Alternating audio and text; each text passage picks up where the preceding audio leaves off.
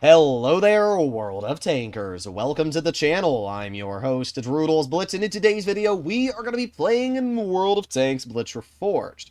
And this time, we are actually going to be going up against other real players. It is currently 4:43 in the morning, and the reason why I'm up so early is because when you are playing in Reforged, most of the people are from Europe when it comes to Blitz, and this server is mainly in Europe. So when I was playing on my normal times, most of the European players weren't on. They were asleep. So I kept getting bot lobbies. But at 4 in the morning, I have played 3 games now, and every single one has been filled with player after player after player. And that is really important because it means that we can finally get a feel for how Reforged is going to play against other players. And what we're going to do is we're going to have 2 completely different loadouts for our Chieftain Mark 6. One with mobility, one with DPM and hit points, and we're going to see what is the better way to go, right? So let's start by running the DPM build. We're going to put on Rammer, which gives us 3046 DPM. And then we're also going to run Combat Control Unit, which gives us even more damage per minute, 91.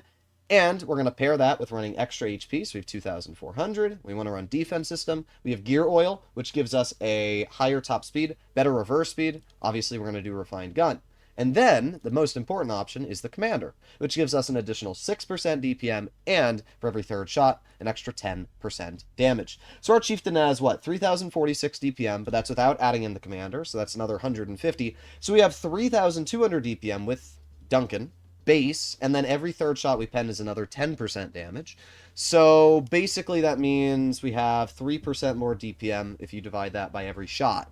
So probably about 3,250, maybe 3,300 DPM base on this tank versus our current blitz is about 300. So this tank is a 300 damage increase per minute versus our current version of the Chieftain Mark 6. Now you'll notice every single player on the enemy team is in a clan and a real player. Every single player on our team is the same thing. These are real players. Maybe I think the only person that's not real is the Super Conk on our team. But apart from that, every other player is real. And this is good because it gives us an actual idea of how the game feels, how it plays, and the overall experience behind it. So we are chilling in our Chieftain. And while this vehicle does feature a top speed of, 49 kilometers per hour, you'll notice we're only chilling at 39. I think that's the highest speed we've achieved so far.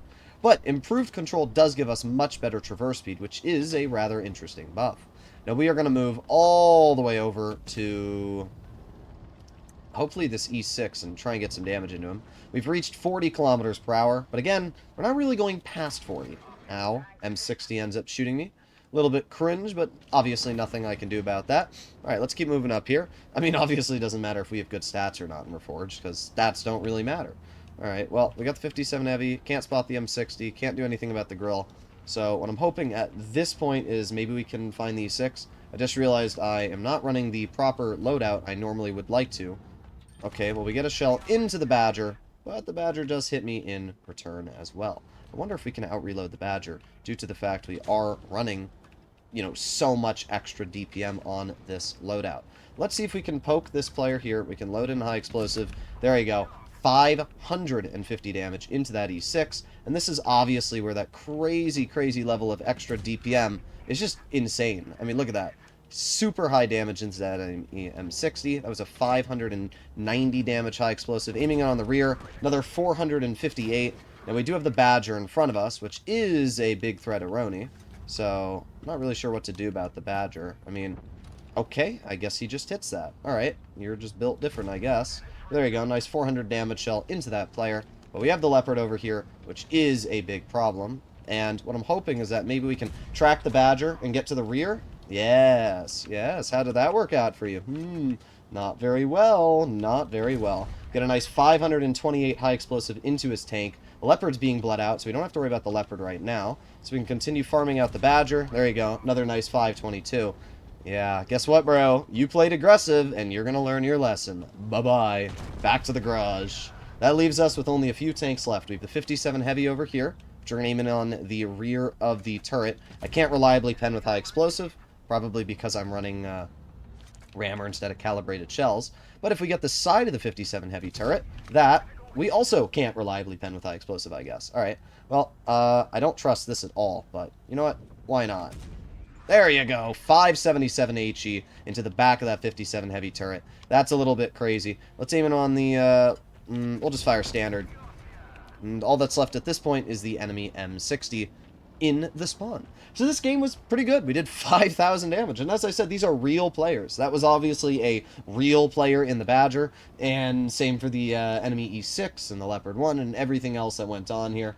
So pretty dang sweet. That 57 Heavy was not a real player. I will say that. You'll notice it's the only player that doesn't have an avatar on the enemy team. And we have one player on our team that's a bot, which is our still somehow alive Super Conqueror. It's actually pretty impressive when you think about it. Now, this game, you'll notice that mobility-wise, we have yet to reach, until on hard terrain, 49 kilometers per hour. Or is it 40? I don't know what the top speed is. Maybe it's 46.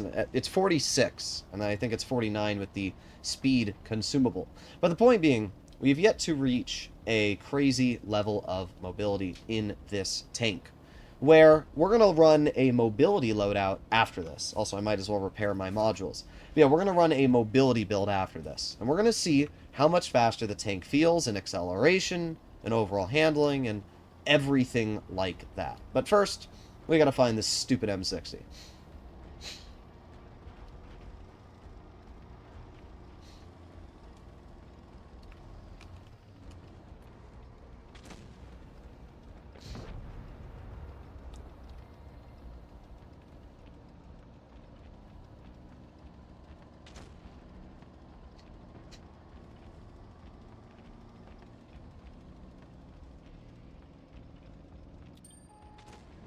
Well, indeed, we actually have found the enemy M60, and wow, that shell went so far off from where we wanted it to go. But obviously, this M60 appears to be running away as fast as they humanly can. I don't want that to be the case, so we're going to try and cut this player off. Oh, they stopped. Yeah, they're cooked now. I don't know if they tried to double take. I think they're going to poke right here, but even if they don't, yep, there you go. Knew it. Hello. Goodbye. Sweet. Well, there you go. That was a pretty good game. And the DPM did feel really nice. Using Duncan and having that insane level of damage output felt very, very cool. And just like that, we did 5,300 damage. So, not too bad. So if we make our way back into the garage now, we can now change our tank to a completely different playstyle. We just went from DPM to now, we're going to go with penetration and mobility and armor. So we can put this tank with turbocharged engine, which gives us a top speed now of 49 and a reverse of 21 instead of better traverse speed and DPM. So we now have more mobility. And paired with that more mobility, we're going to run high-end consumables so that our consumables last longer. And if we go over to our commanders, instead of running Duncan, which gives us more DPM, we're going to run Olivia, which gives us more mobility and more hit points. And we're going to fix this really quickly by equipping Adrenaline. So now our Chieftain went from a 2,400 health DPM monster to a tank that has less than 3,000 damage per minute. So we went from 3K, 3,300 to now like maybe 2,900 DPM. That is a big difference. Actually, it might even be less. It might be like 2,850. The point being, we have like 600 less DPM than what we previously just had. But we now have 2,700 health versus 2,400. So we have basically a 250 hit point increase.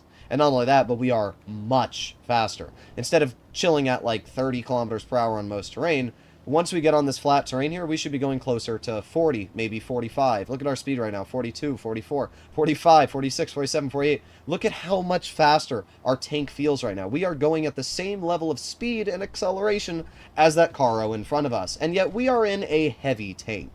That is crazy. And if you compare that to the... Oh, what the heck are we doing? But if you compare that level of mobility to the previous Chieftain, it's not even close. Now, something that needs to be fixed is the track repair speeds. Look at how long the tracks take to be repaired. It's a little bit ridiculous, I will be honest. Alright, now we're going to cross this here. Did we lose 500 health? Did we lose 1,200 health for that? Sure. But you know what? We got to the crossing. And we have that extra health, so we might as well use it. So we're going to climb up this hill now. We're going to put on our tungsten, get a nice 589 damage shell into that enemy grill, which absolutely obliterates their health.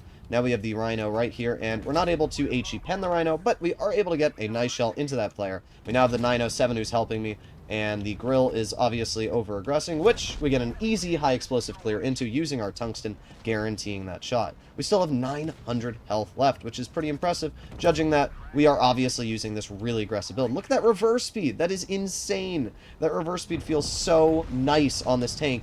Even with how aggressive we played in this battle, we still have 600 HP left. Oh, man. The Chieftain on move is not hitting its shots today. It's fine, though. We're going to move up here. We're going to aim it on the Kampfpanzer 50-ton, and we're going to get a nice high explosive. It's a pretty bad roll, but it's still a pen. And we've dealt over 3,000 damage at this point in the battle. Using this better mobility, I would hope that we could almost get a shell into the minnow, but unfortunately that's not the case. Now, if this Karo would give me some room, we can make our way over to the base cap. And again, this is where mobility feels great, right? We are currently chilling at, again, 48 kilometers, 50 kilometers per hour, and we can immediately detect the C-100 and try and reset the base cap, which we have done. There you go. Super easy reset. Now what we're going to do is we're going to jump right down. We're going to get to the side of the C-100, who is running the smaller caliber. There you go. Nice 508. So clearly, we can see that I had two incredibly different builds here, right? We had one build, which was all DPM. One build that was all mobility. I don't know what the stats were, but I can tell you we did over 4,000 damage. And it felt very fun to be able to do this, to be able to completely choose what way I want my tank to play. Instead of having 20 or, 3,300 DPM, we have 2,800. But you have way more health. Like, the mobility was honestly such an insane difference between both of the loadouts we had. And that's pretty dang epic. It really is epic. So there are things I don't like about Reforged, but these things, the level of individuality you have is great. And if Wargaming balances the game better on equipment and they balance the game better on commanders, I think that Reforged could be a very, very fun game. As much as I hate the UI, as much as I hate the overall experience there, the playing itself feels nice. And because of that, I have been enjoying it. So I want you guys to let me know your personal feelings, comments, and opinions down below. But I do think that it's a lot better. So we'll see. Hopefully you enjoyed it. Bye-bye.